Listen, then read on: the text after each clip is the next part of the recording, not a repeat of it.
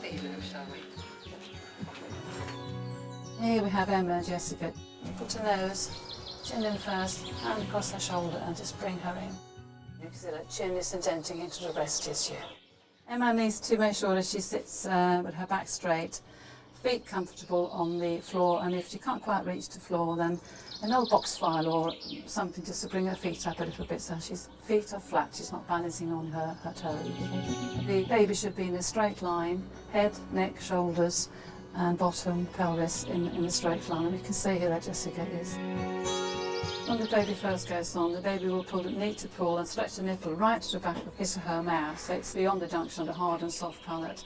And a lot of women experience fleeting pain at that point, which is very normal, but it should go fast within half a minute. If it continues, then there's something wrong with the attachment, and then mum should have the confidence to take the baby off and another go. Just bring it in just a little bit closer, Emma, just a little bit closer to you. That's it. Just a little bit deeper into the breast tissue. There's no risk of her sliding off and ending up on the nipple, which is going to give you pain and discomfort. It's all about positioning and attachment. Positioning is what you do with your body to make sure that you're comfortable bringing the baby in. And the attachment is how you bring the baby in for a breastfeed. Baby should be drinking and swallowing, cheeks should be nice and rounded, bottom lip will be open, and there will be more areola shown by the top lip compared to the bottom lip. Breast milk obviously contains a lot of antibodies, and it protects the baby for however long the mother is breastfeeding and beyond that. Colostrum is really rich, full of antibodies, which is great for the baby's immune system.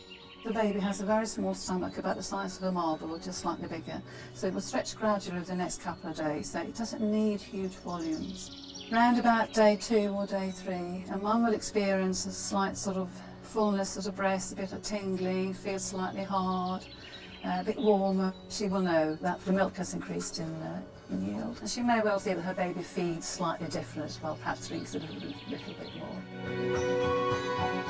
Engorgement generally means that there's something wrong with the attachment.